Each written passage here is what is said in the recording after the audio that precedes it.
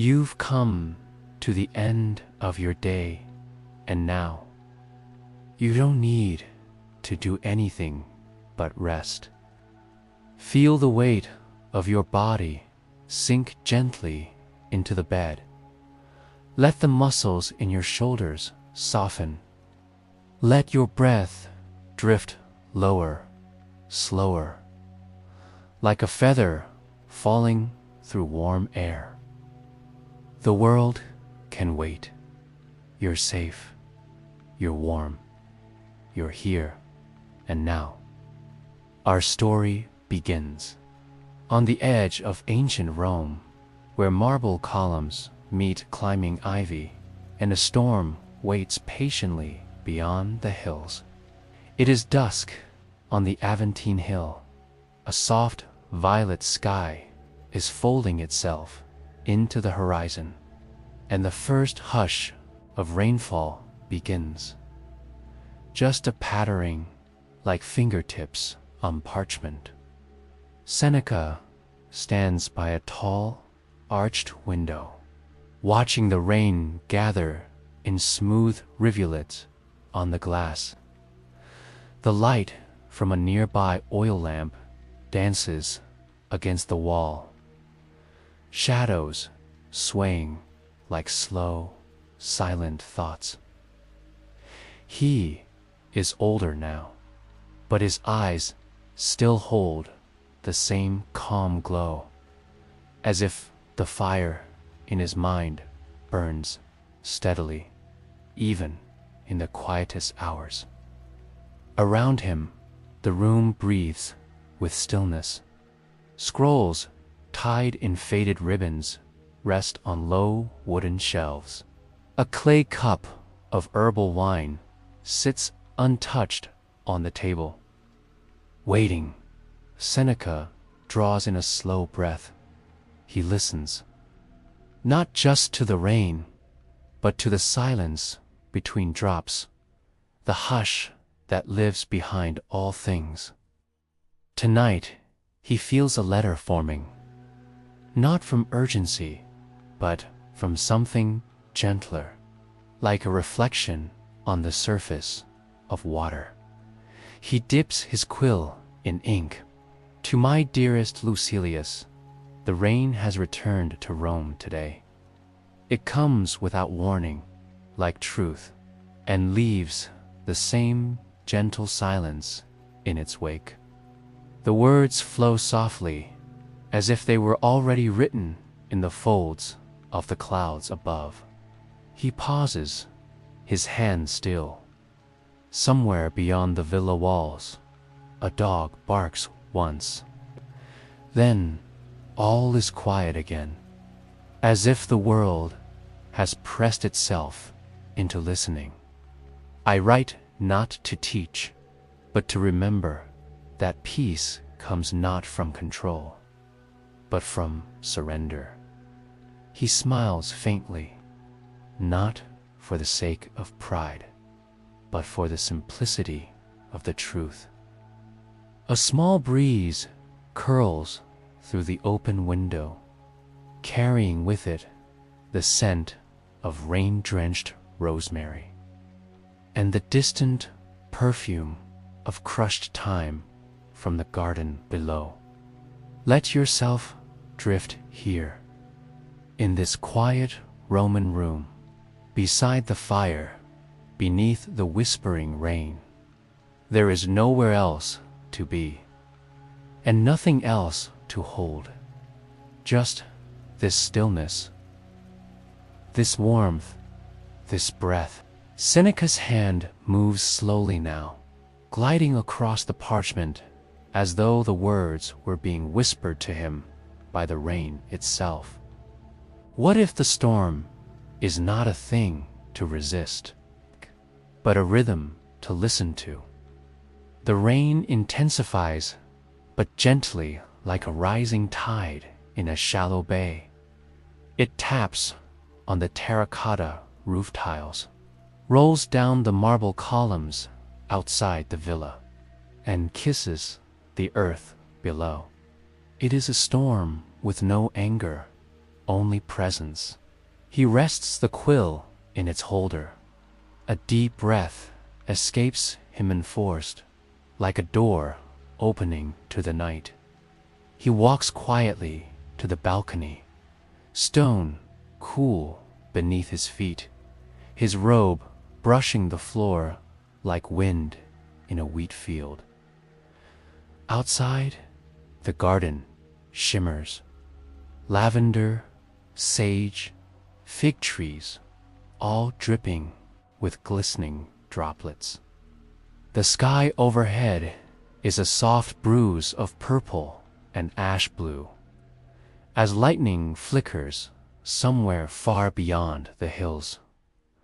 Not frightening, but ceremonial, like nature's own breath. Seneca leans on the balcony rail. He remembers, not a battle, not a grand speech, but a walk long ago, through a marketplace at dusk, when he was younger, and the air smelled of olives and candle smoke. A street musician had been playing a slow, mournful tune on a flute. No one listened, but Seneca did. Even now, decades later, he remembers that sound more than most words he ever spoke in the Senate. Some truths, he thought, are not taught by arguments, but by moments. He turns and walks back inside, where the fire has fallen to a deep orange glow.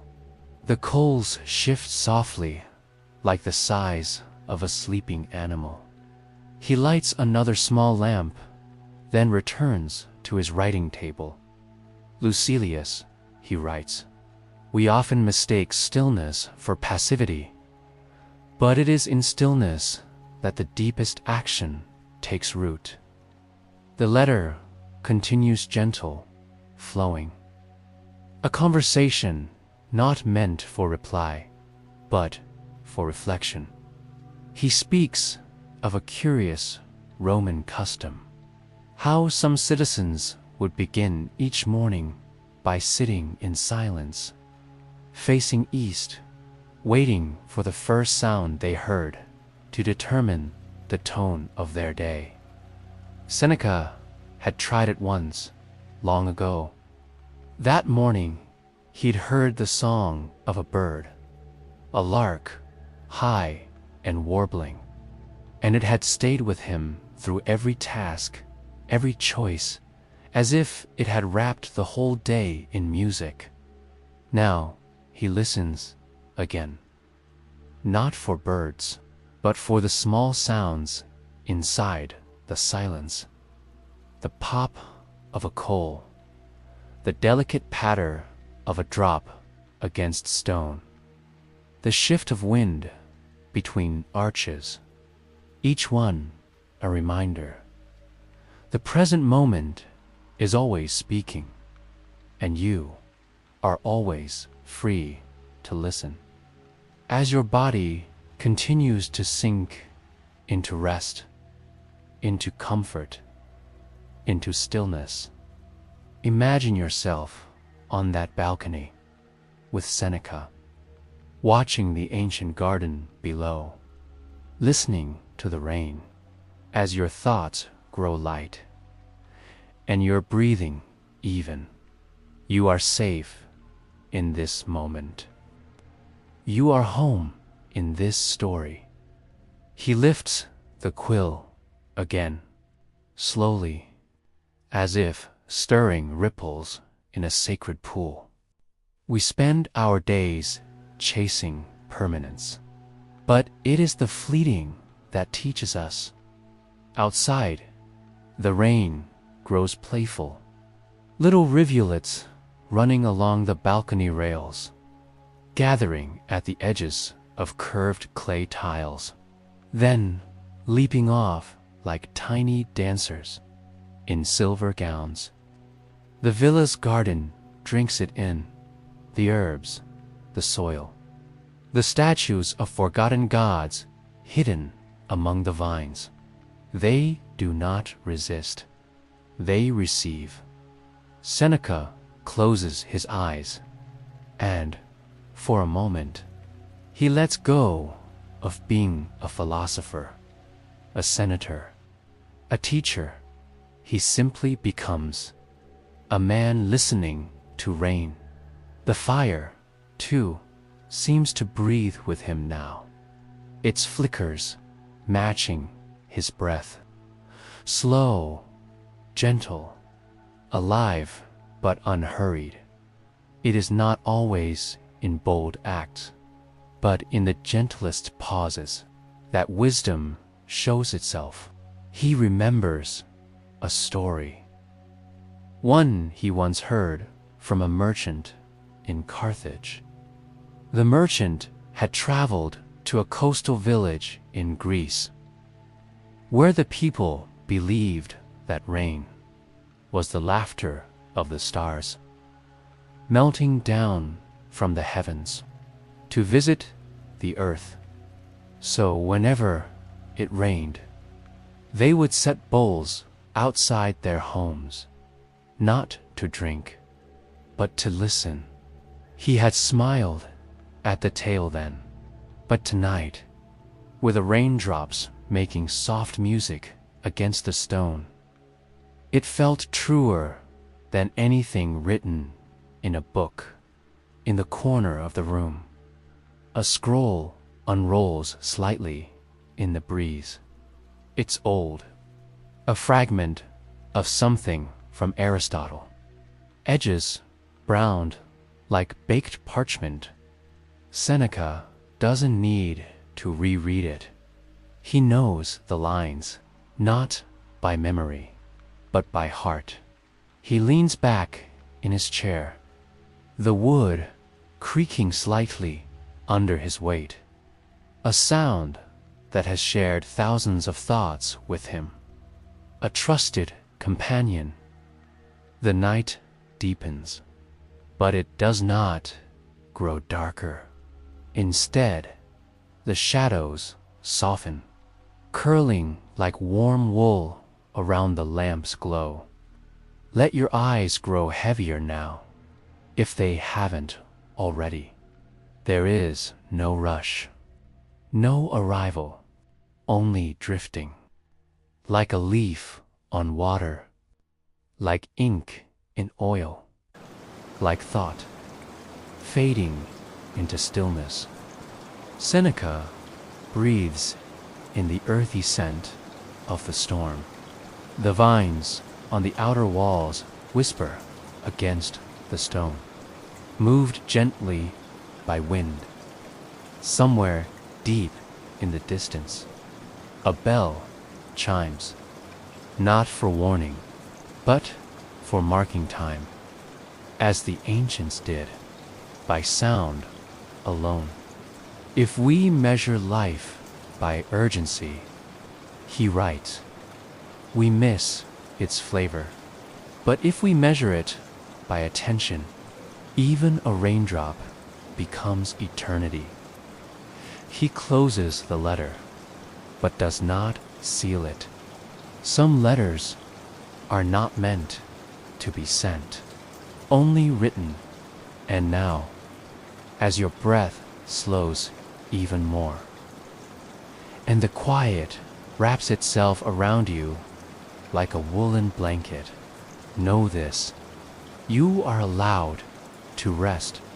You are allowed to do nothing. You are allowed to simply be.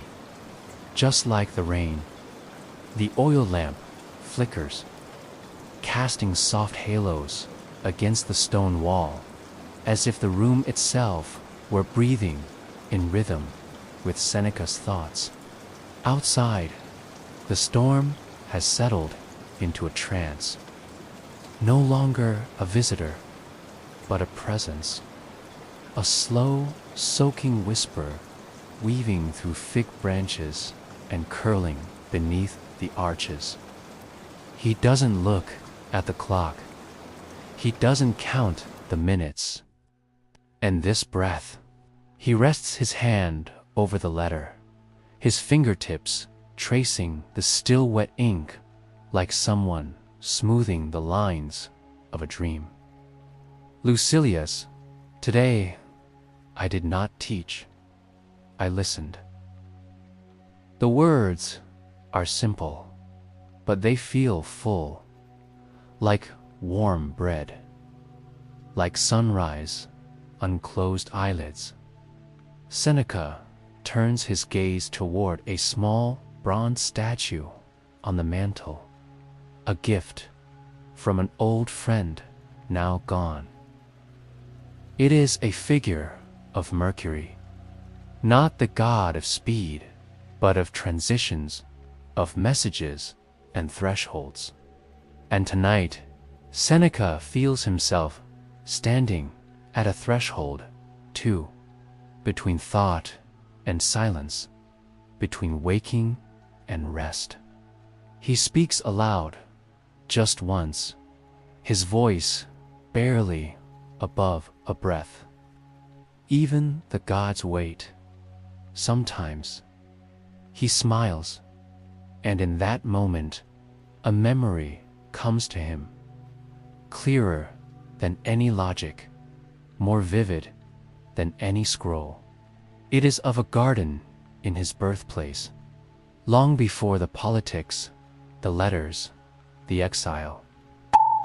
He was a child then, and the rain had fallen hard all night. The next morning, he'd wandered barefoot through the muddy grove, where olive trees held shining pearls on every leaf. His father had said nothing, just watched him with a quiet joy that said, "This too is a lesson."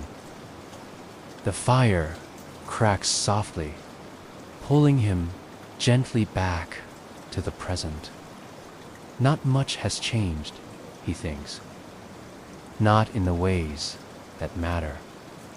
The world still hums beneath all its noise. Wisdom still waits between the raindrops. We chase answers when sometimes it is the question that soothes.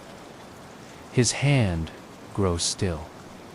He folds the letter carefully, as one might tuck away a dream, and then, without ceremony, he lets it rest beneath a polished stone, not to be delivered, only to be remembered.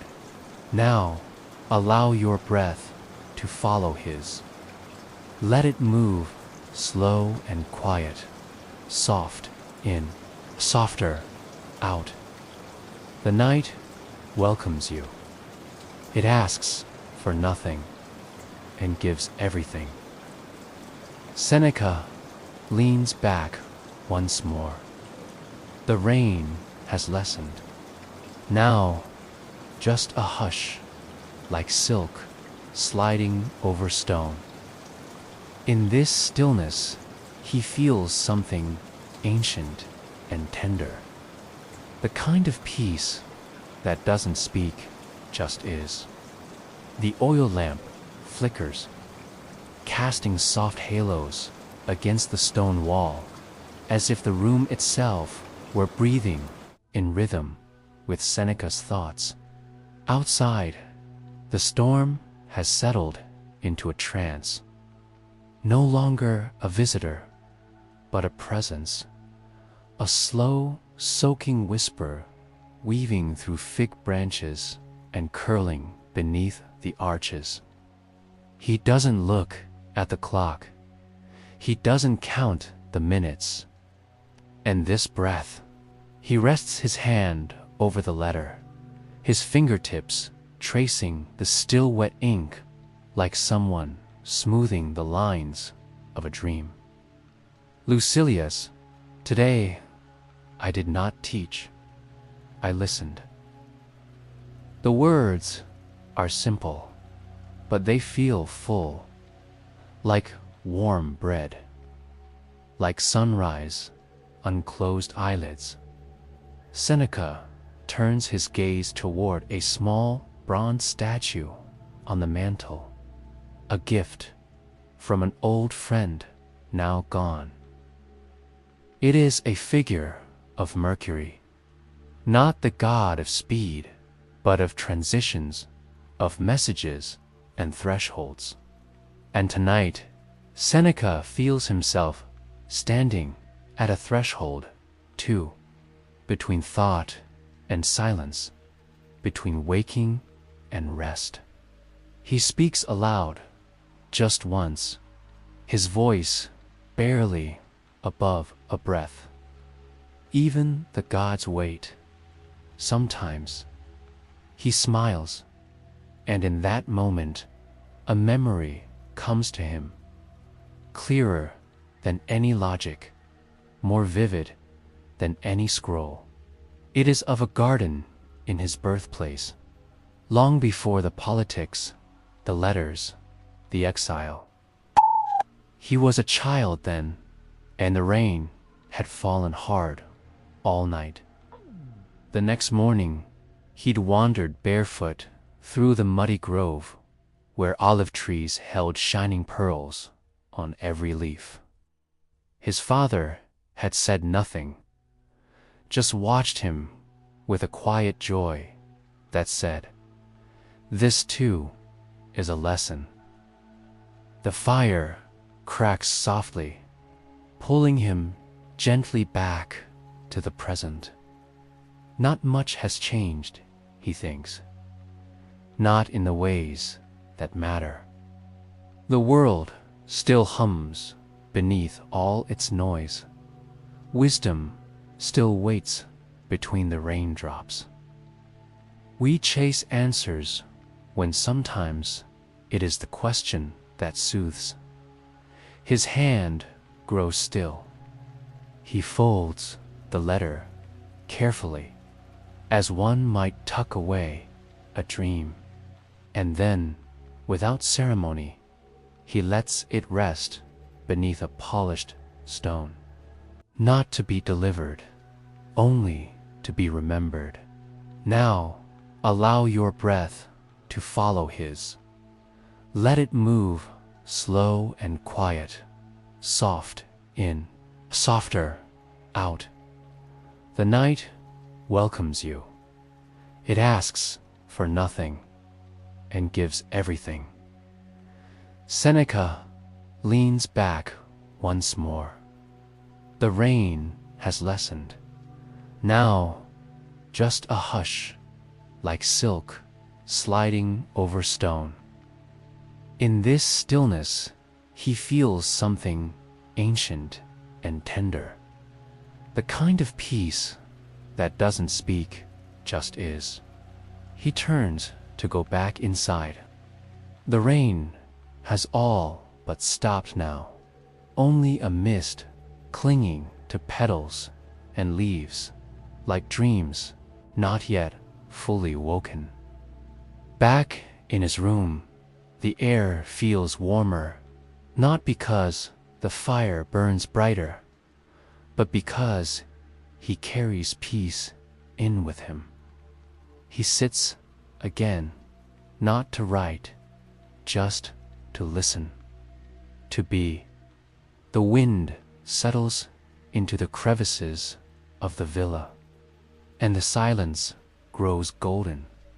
Dear listener, as your eyes begin to drift, as your breath becomes the tide, let this moment hold you. There is nothing left to do. You've heard the rain, you've walked the garden, you've seen the star. Everything now can be soft. Everything now can sleep. Seneca gently lays a woolen shawl across his shoulders, the kind woven by hand in the colder months, dyed with bark and earth, faintly smelling of cedar wood and thyme. It's an old comfort, like the voice of a friend who speaks only when needed. He leans forward, elbows on the table, watching the last of the oil lamp flicker in its brass bowl. Its light is like a heartbeat now, slow, rhythmic, fading, but not in a hurry. He doesn't reach for a scroll. Not tonight. Tonight is not for studying. It's for remembering. A gentle breeze wanders in from the half-cracked window. It lifts the edge of the parchment he left behind and dances it softly, as if the wind itself were curious about what he had written. He smiles at that thought. Perhaps nature does read us back in its own quiet way. He takes a slow breath, eyes closing, and he allows a memory to surface, not summoned, just welcomed. She once told him that some truths are too fragile to be spoken aloud, and are better carried in the rhythm of a lullaby or the steam rising from a morning cup. He had not understood it as a child, but now, with the night so still and his body warm and tired, he feels it in his bones. He lays his hand over the parchment again, not to rest it there, to let the thoughts linger in his skin. Outside, a night bird calls, a single soft note, not lonely, but deliberate, like a punctuation mark in the sentence of silence. Seneca listens, not to the bird, not to the breeze, but to the feeling between them, the betweenness that philosophers so often speak of, but rarely feel. That delicate space where meaning hums just beneath language. If you want peace, he murmurs to the shadows, learn to stand between moments. He doesn't know if it's a quote or just a sleepy thought, but it doesn't matter. The villa accepts it. The fire accepts it. The night accepts it. And you can accept it too. Your body, soft and still. Your breath, slower now. Your thoughts, softer than feathers, floating gently down into the quiet. Let them drift. Let them go. There is nowhere to be but here. And as Seneca leans back once more, his eyes growing heavy, you, too, may feel yourself sinking deeper into stillness, deeper into warmth, deeper into sleep. The raindrop letters are written. Night has listened, and the world, for now, can rest. The lamp finally dims, leaving only the glow of embers soft, deep, and orange-red, like sleeping suns in a bed of ash. Seneca closes his eyes, not in fatigue, but in surrender. There's nothing more he needs from the day. The letters, the thoughts, the questions, they've all been given their place. They don't need to be solved tonight, only softened.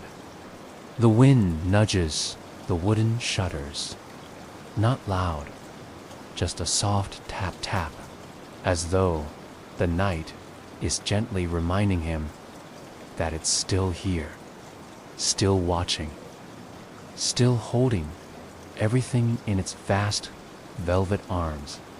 In his half-sleep, Seneca begins to imagine, not a dream, but a scene, a drifting thought.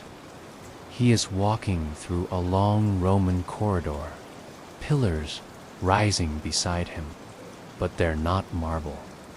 They're made of glass. And inside each column, a memory floats in water. One is a moment of joy, his brother laughing over bread. Another, his first reading of Socrates. And another still, just silence, a gentle silence after a long storm. He walks past them slowly, as though inside a temple of the self. The floor cool beneath his feet, the ceiling open to the stars, and overhead a soft rain falls, but not wet, more like light or kindness. He reaches a central chamber, round and quiet. And in that pool, just one drop falls at a time. Drip, a question. Drip, an answer. Drip, nothing at all. Seneca sits beside the pool, letting the drops lull him. There's no need to speak, no need to write. Sometimes the soul only needs rhythm. And as you breathe now, in and out, in and out, you may feel that rhythm too. In the weight of your blanket, in the softness of your pillow, in the way your eyelids drift downward like leaves falling onto still water. Everything slows, everything calms, everything becomes. Back in the villa, Seneca stirs just slightly, his head heavy on the back of the wooden chair. He's still wearing the shawl, still surrounded by the quiet company of rain, stone, and ember. The world has narrowed to this single room, this single breath, this single glowing now. And you, dear one, are resting right beside it, floating beside him in a night without edges. Sleep is not the end, it is the doorway. A gentle arch you walk beneath as the world folds itself into stillness. Let go of the questions. Let go of the day. Let go of the voice that always tries to think ahead. Right now, there is only the sound of rain becoming silence. The hush of the room deepens. Outside, the last raindrops gather in leaves like whispered lullabies, each one sliding gently down to earth, never rushed, never afraid to fall. Seneca's head tilts slightly to the side. His breathing is steady now, long, measured like a tide ebbing softly at the edge of sleep. The oil lamp has gone out completely, not with a hiss, but with the gentlest sigh, like a candle agreeing that its work is done.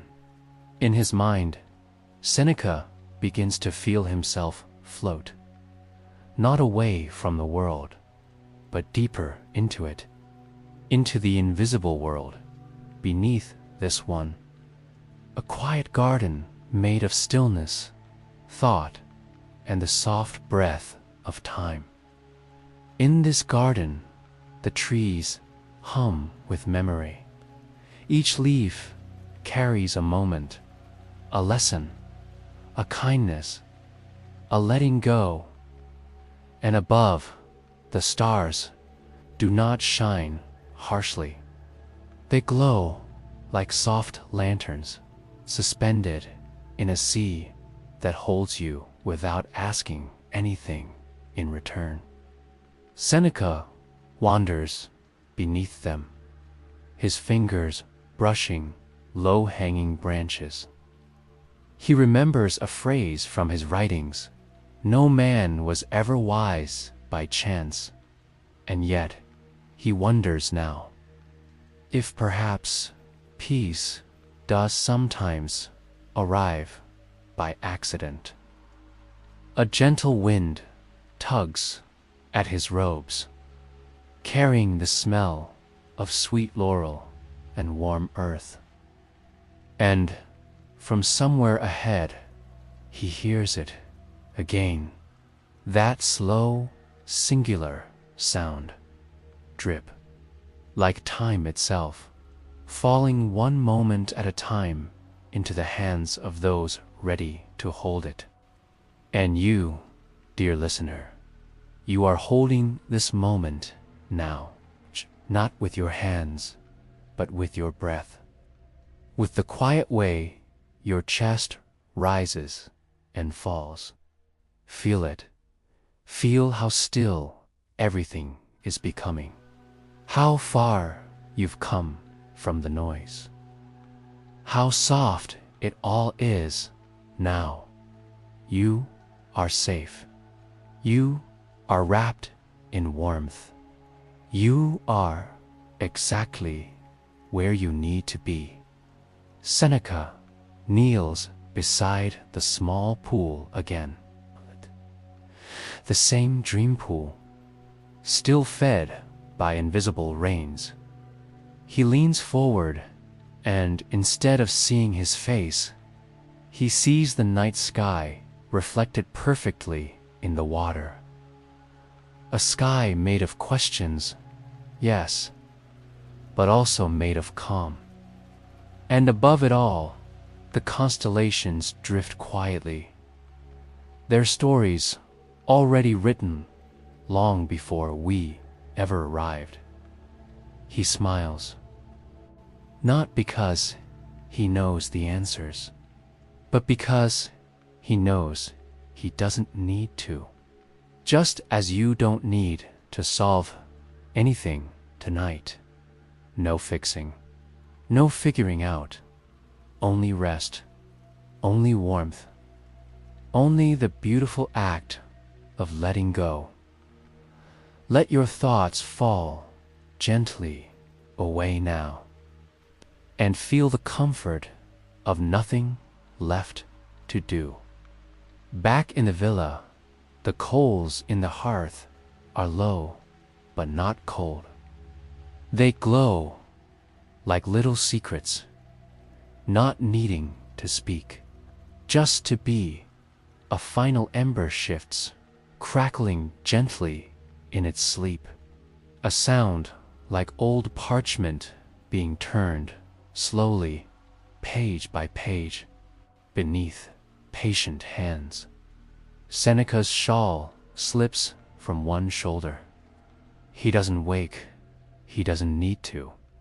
The night has taken up the task of watching over him.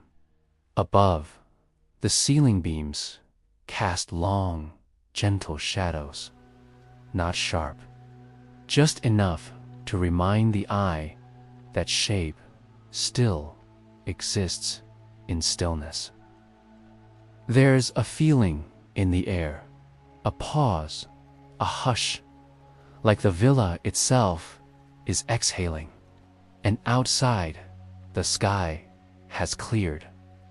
Stars peek through the last of the cloud cover, each one like a tiny letter written in silver ink onto the black velvet of the cosmos. They are the unwritten ends of every philosopher's thought. Not answers, but beautiful questions glowing quietly across time.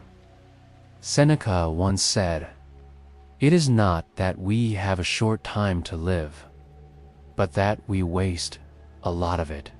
But tonight, no time is wasted. Every second breathes with meaning. Every moment is a lullaby, cradling your soul in its arms. And you, dear soul, are part of this rhythm. You are not outside of it. You are within it. The stillness that surrounds the philosopher surrounds you. The warmth that glows from the hearth reaches you as well. The raindrop letters written on quiet nights like this, they were written for minds like yours, minds that wander, hearts that ask, souls that seek stillness in a world that runs too fast. Tonight, let it all slow down. Let everything that doesn't matter fade into silence. Let the questions rest. The window creaks slightly. A breeze moves through. Not cold, just present. It carries the scent of wet leaves, faint lavender, and something old, like scrolls kept sealed for years until opened in a moment of wonder. That's what this night is, a scroll opened gently. A moment you are allowed to live without rushing past it. Your eyes may grow heavy now. That's all right. Let them. Let gravity pull you down, not like a weight, but like a lullaby, drawing you deeper into the soft cradle of sleep. You are safe.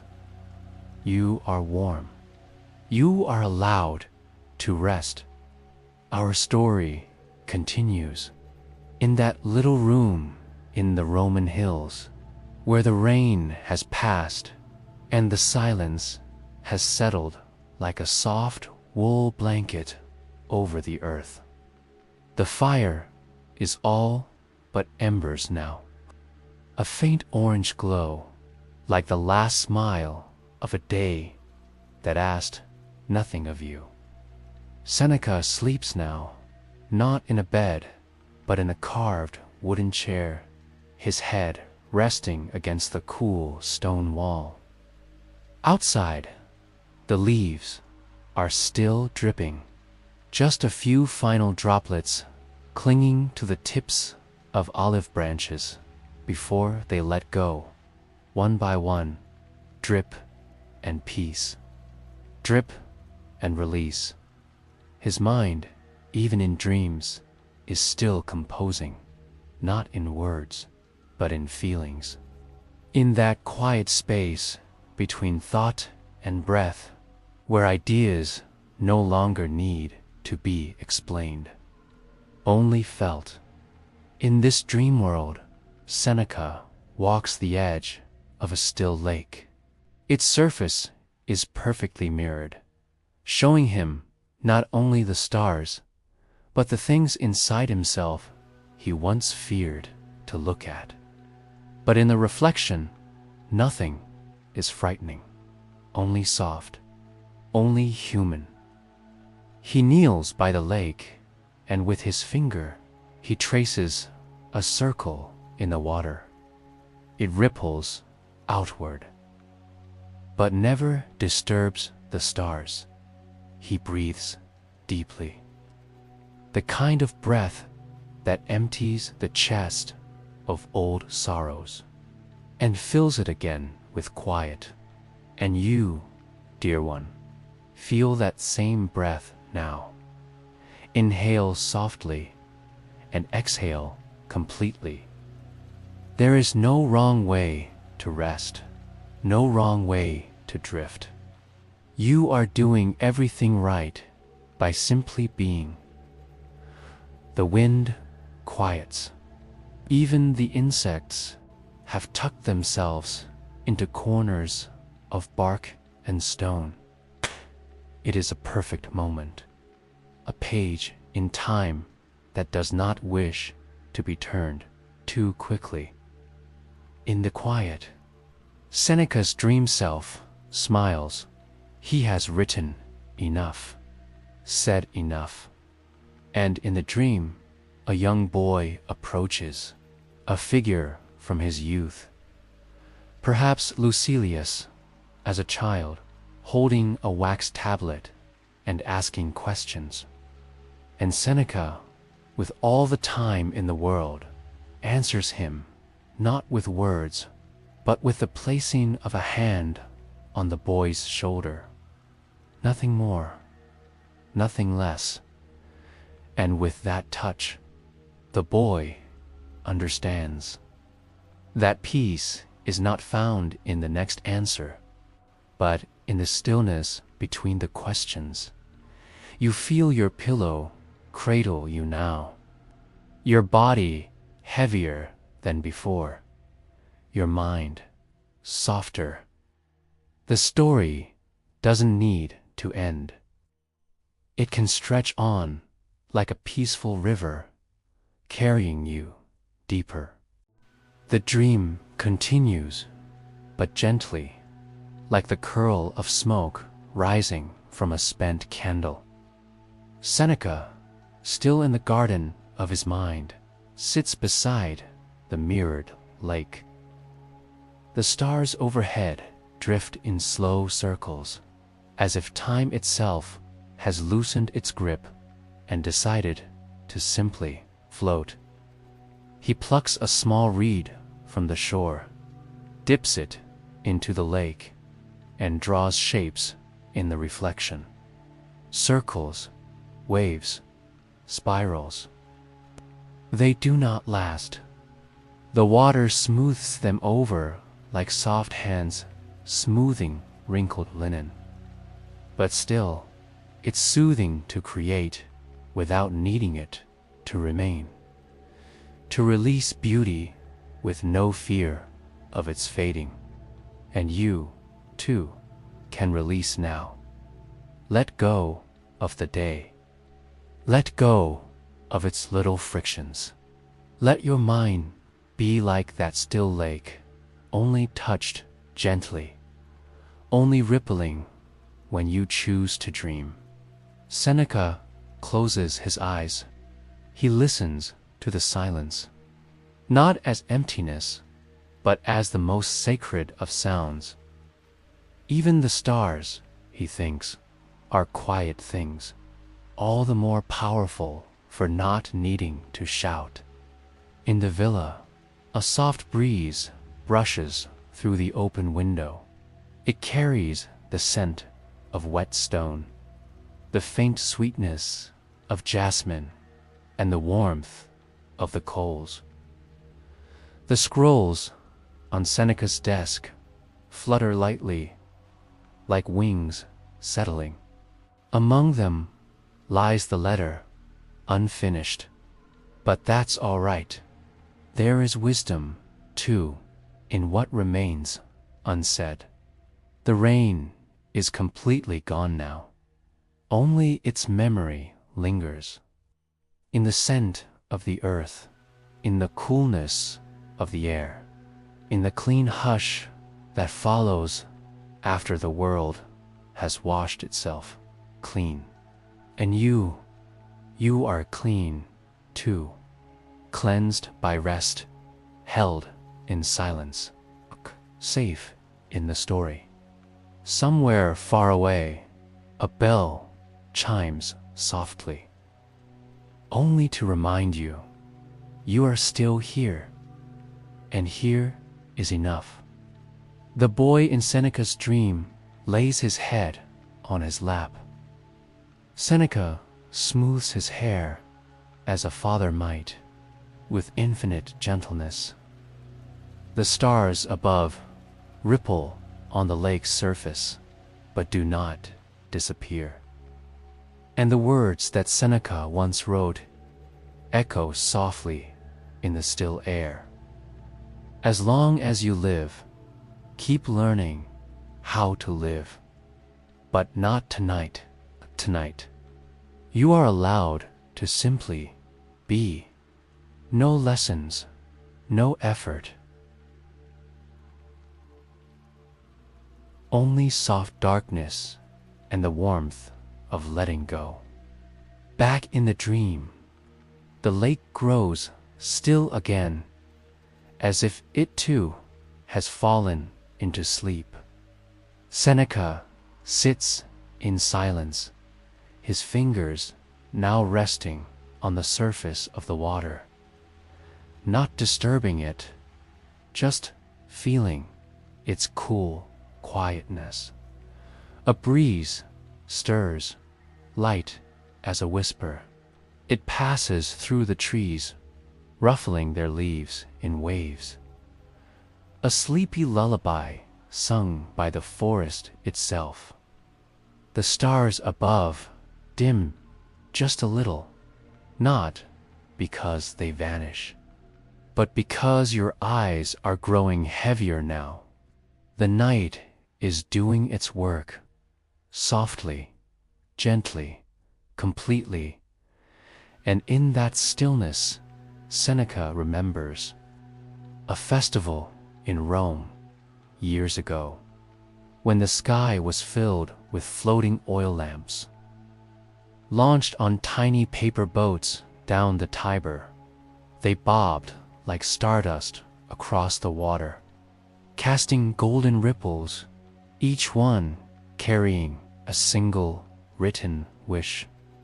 It was a ritual not for gods, but for letting go.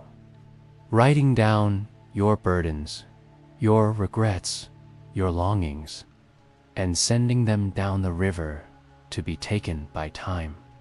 He had stood by the banks, then, lamp in hand, his own wish flickering in the breeze.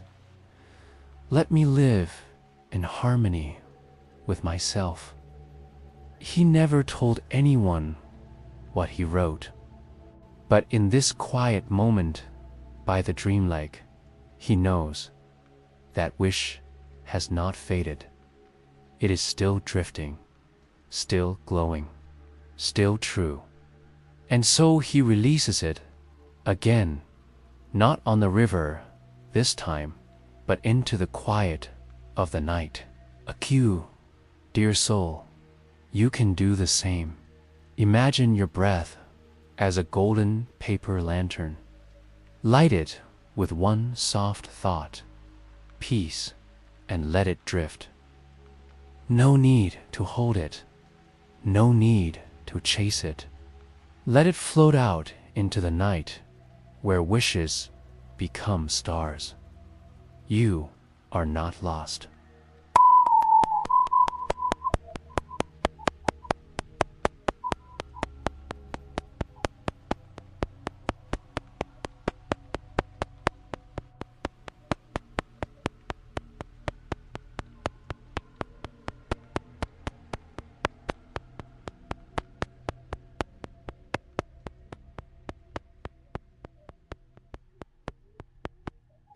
You are floating right where you need to be, weightless, warmed by invisible stars. The villa is quiet still. The wind has fallen asleep. The coals no longer glow, but their warmth lingers, as warmth always does when given gently. Seneca stirs, but does not wake. Even his dreams have become dreams. Layers of stillness folding over themselves like silk sheets on a bed made by the stars. Let your thoughts go now.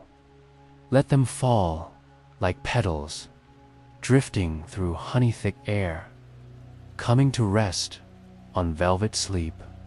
The world is soft. Time is slow, and everything is okay. In the dream, Seneca stands, not urgently, not with effort, but like a leaf rising slowly on a breeze. He turns to the trees, where dawn is beginning to shimmer like a silver thread pulled quietly across the edge of the sky. But this is not the dawn of waking. This is the dawn that belongs to dreams, to the space between worlds where nothing rushes, and even time asks permission before it moves. The philosopher breathes it in, a single long inhale, cool, clear, unburdened, and you breathe with him, slowly, softly.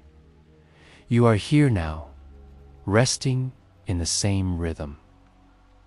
The lake behind him reflects a new light, one not of sun, but of becoming. It is the glow of peace earned quietly, of thoughts softened by age, of acceptance given, not taken. He walks a narrow path, now worn by sandals long forgotten, lined with sage, thyme, and sleeping lavender. The fragrance rises, a warm herbal hush in the air, like a blanket draped across a tired body, and the path is familiar, though Seneca cannot say from where. It is the same path walked by every thinker, every seeker, every soul who once sat alone and whispered into the stars. It is your path too. You don't need to walk it. You're already on it. Every breath you take is a footstep toward your own quiet truth. Every exhale is a burden set down beside the trail. Seneca reaches a stone bench, worn smooth by years of weather and thought. He sits, the kind of sit that says, I need nothing more than this and you. You feel the same. Whatever you were holding, it is not here. Only comfort remains, only the gentle hum of being. In the distance, a soft bell rings, one tone, long, low, like a bronze bowl kissed by moonlight. You feel it in your chest, a hum, a warmth, a quiet tuning of the soul's own strings. And if you listen closely, you'll hear it again.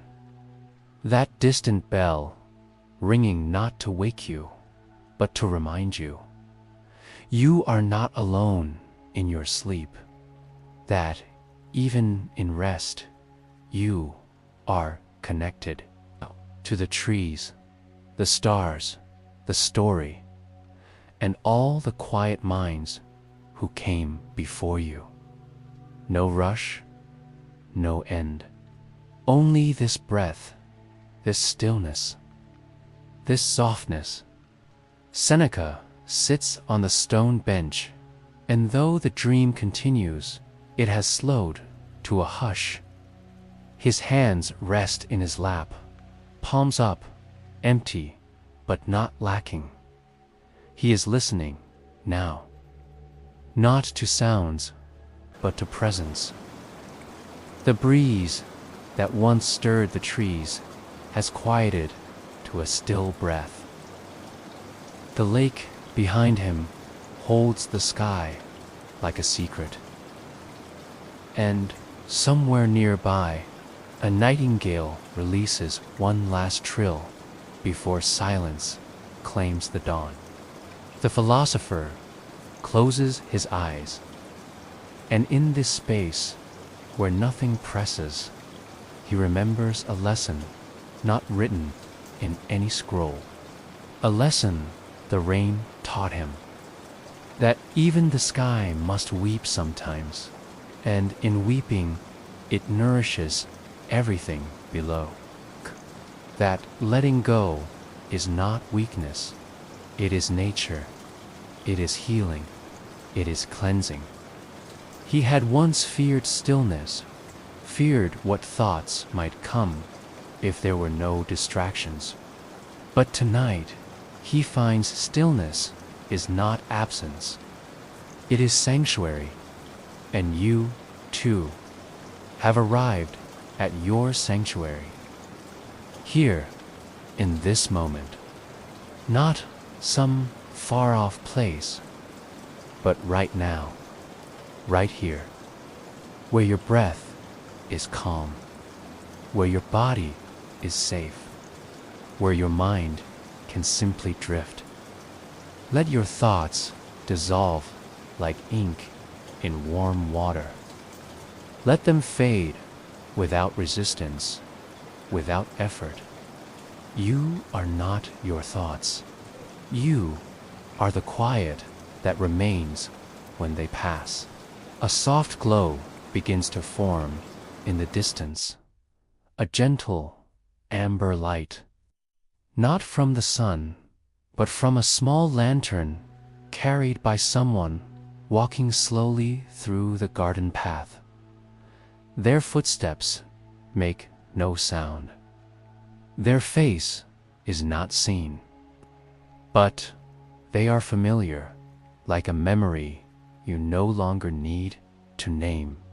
They stop in front of Seneca and place a scroll beside him, not to be read, but to be held, a final letter, perhaps, not of wisdom, but of peace.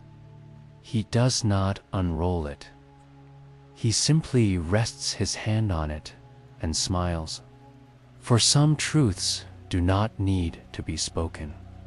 Some truths are felt in the quiet between the lines.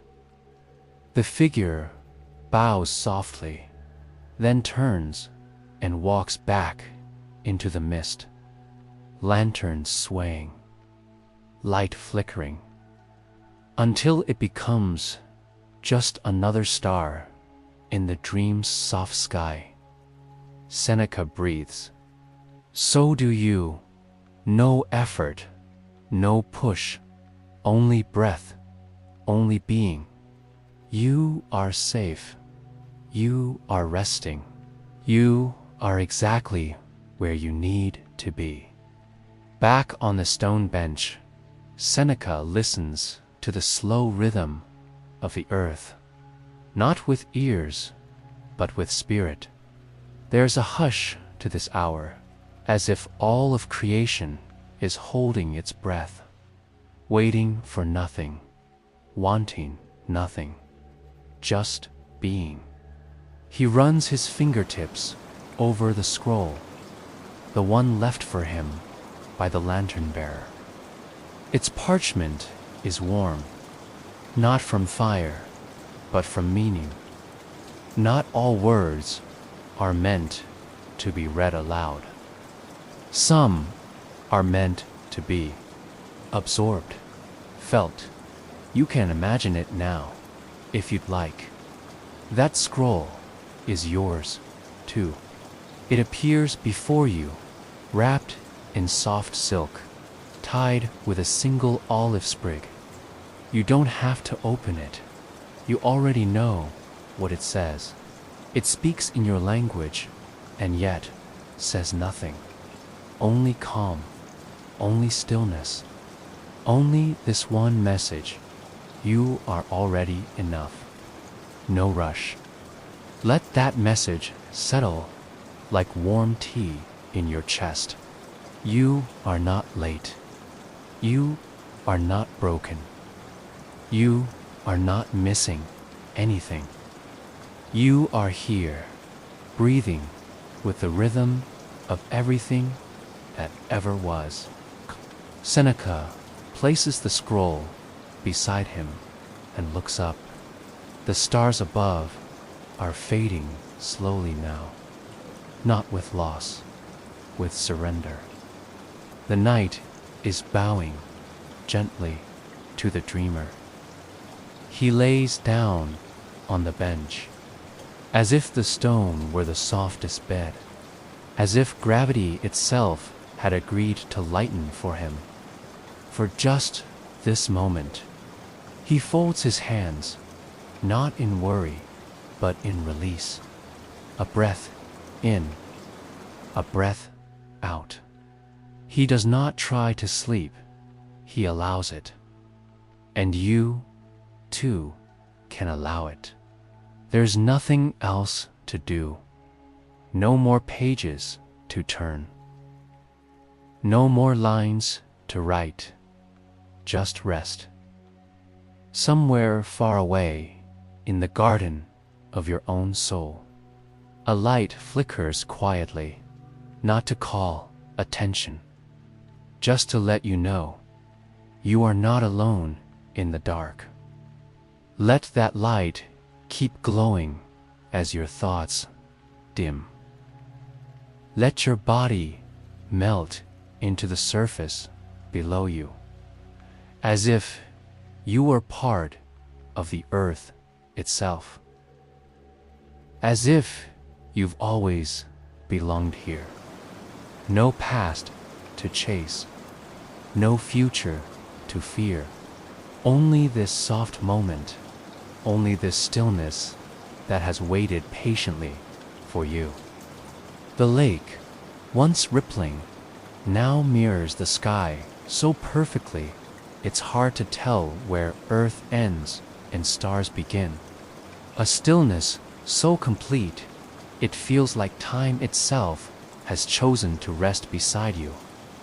Not to count seconds, but to be present. Seneca's breathing has slowed. His body has become part of the bench, the garden, the night. Not asleep in the usual sense, but in that deeper, older kind of sleep that trees know in winter. A sleep made of trust. He is not worried if his thoughts return. He is not chasing silence. He is simply being, just like you are now. Nothing to resist. Nothing to resist. Nothing to solve. Only warmth. Only stillness. A soft scent drifts through the air again. Thyme and cedar. Lavender and rain-washed stone. It is the perfume of ancient rest, of nights when candles flickered by scrolls, and philosophers fell asleep mid-thought, trusting the stars to finish the rest. Somewhere beyond, a gentle owl hoots once. A round, slow note, neither warning nor call, just a greeting to the night itself. Seneca hears it, smiles faintly in the dream, and thinks of something his teacher once said: peace is not found by fleeing the world, but by sitting quietly within it. The wind has settled now, nestled down beside the stones and leaves, tucking them in with invisible hands. Your body mirrors the world, still, settled, soft. Your breath becomes the breeze. Your heartbeat, the gentle rhythm of waves. The story continues around you, but you are no longer just a listener. You are part of the dream. You are the quiet beneath the words. If you feel any thoughts arise, let them pass like clouds. You do not need to hold them. They do not need to be solved. They are just weather, and weather always moves on.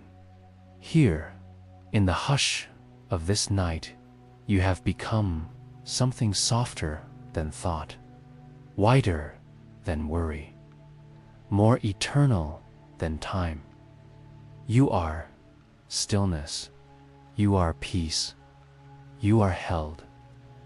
The garden around Seneca has faded into something dreamlike, a place no longer bound by edges or seasons. The trees breathe slowly, the stars blink a little softer. Everything is exactly as it should be. There is no more becoming, only being. And in this gentle suspension, the philosopher dreams. Not of power, not of Rome, not of speeches or scrolls. He dreams of water. Not crashing waves, but the kind of rain that falls just before dawn.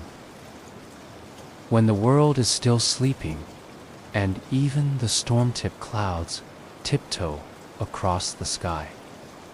In his dream, raindrops fall on parchment, each one a letter from the sky, and each letter whispers a message only the quiet can hear. Slow down. You are loved. Let go. There is no hurry. You feel them too now, as if they're landing softly on your own heart. Tiny drops of wisdom carried by clouds. Written in stillness. Absorbed without effort. And with each imagined drop, your body sinks deeper into rest. Your jaw, your hands, your spine, all softened by this gentle rain. There is no end to this dream. Like a stream of warm thought carving out its place in the stone of your awareness. Seneca does not wake, because there is no longer a difference between sleep and wisdom. They are the same in this space. Each breath is a step deeper into the kind of peace that doesn't need explanation. He has written enough, said enough, taught enough. Now he simply rests, and through him, so do you. You don't need to explain the dream. You only need to receive it. Let it curl around you like the soft corner of a blanket pulled up under your chin. Let it warm you. Without words, this is the place between thought and sleep, between effort and ease, where truth doesn't shout, it hums, and your body knows the sound. The parchment scroll beside Seneca, long untouched, begins to glow faintly in the dreamlight. Not brightly, no. Just enough to remind you that even wisdom sleeps with a candle burning. Its glow doesn't flicker. It pulses like a heartbeat, or the breath of the night itself. Seneca's chest rises slowly, falls gently, rises again. As the breath of the dream breathes through him and through you. There are no more lessons now, only remembrance. The kind that sinks in not through words, but through rest, through stillness, through softness. He dreams of the sea now. Not the Roman coast, but a quiet shore with no name, no port, no map, only sand as soft as flour, and water warm as sleep. On this shore, a younger version of himself walks barefoot. No toga, no scroll, no titles, just a man listening to waves, smiling at the wind, and in the sand he draws something small with his finger. A spiral, a circle within a circle. A symbol of everything he's come to know. That life, like water, always finds its way, always flows. You're there, too. You feel it, don't you? The warmth of that sand under your own feet. The slow, curling breeze. The hush of the water's edge. You're not watching this dream. You're walking through it, softly, gently. No one here asks anything of you. No one judges your pace. You can lie down if you'd like, right there by the tide. Let the ocean speak in rhythm, a lullaby written in waves. Seneca kneels beside you, not as a teacher, but as a friend. He doesn't speak, but you feel his presence, steady and kind. And then he lets go of the spiral in the sand. The tide gently smooths it away, and with it, any worry you've carried, gone, not lost, just no longer needed. You are safe to rest, here on this timeless shore, here in the last breaths of a dream. Seneca smiles again, his eyes closed, his face softened by the glow of a sky without edges. The tide kisses the shore, gentle, rhythmic, like a breath that never ends. Above, the stars begin to fade, not out of sight, but into your skin. You've become part of this dream, woven into it like thread into silk. Not separate, not watching, belonging. The spiral he drew is gone, but its meaning remains. All things return, all things rest, all things flow, even thought, even time, even you. Seneca turns, but not to leave. He simply dissolves into the breeze, carried like dust into dawnlight. And his last gift to you is not a scroll, or a quote, or a final thought. It is silence, the kind of silence that speaks everything you need to hear.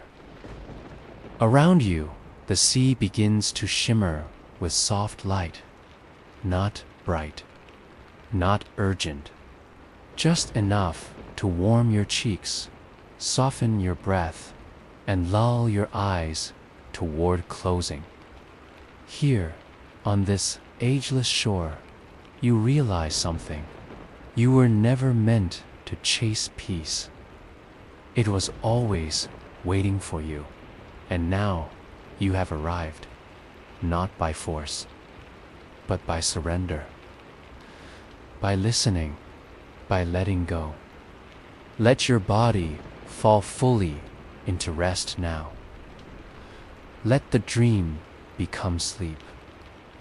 Let the story fade into warmth. You have no role to play here, only to be, only to breathe. Your shoulders are heavy now, but not burdened, just deeply at ease. Your chest rises slowly, falls gently, and the world begins to blur like ink soaking into parchment. If there are thoughts still flickering, imagine the tide brushing them smooth again and again and again, until nothing remains but soft white sand. Seneca's raindrop letters, his scrolls, his spirals in the sand, They are yours now, but not to study, to carry quietly, to let echo in your dreams like a whisper that never needs to end. One more deep breath in, and let it go like a leaf on the wind. The dream fades, but not in sadness. It fades the way stars fade into morning, the way a candle fades into sunrise. With grace, with peace, with no need for goodbye. You are not waking. You are not leaving. You are simply turning the final page and letting it fall shut, softly, quietly, as your eyes do the same. Seneca's garden, his desk, his bench beneath the rain-laced tree. They still exist, but now they exist in you, not as memories, as feeling. The warmth, the stillness, the hush of thought falling away. They say Seneca died with dignity, but the truth is softer than that. He lived with softness, with slowness, with enough stillness to hear his own heart and the hearts of others. And now, in this moment, you carry that stillness too. A gentle torch passed not in fire, but in silence. So let the world drift. Let your mind blur. Let sleep wash in like soft blue waves over smooth white sand. The story is no longer being told. It is being lived by you in rest, in peace, in the sacred quiet of now. There are no more words to follow, no thoughts to name, no truths to reach. Only this: you are safe. You are warm. You are warm. You are ready to sleep. Let go now. Let the night hold you, as softly as a scroll beneath a candle's breath. Let your breath disappear into peace. Let your peace carry you into the dream beyond all dreams, the one that never ends, the one written in raindrops, the one that knows your name without ever needing to say it. Sleep well, gentle soul. Sleep deeply. Sleep long. Seneca's story is over, and yours is only beginning in rest.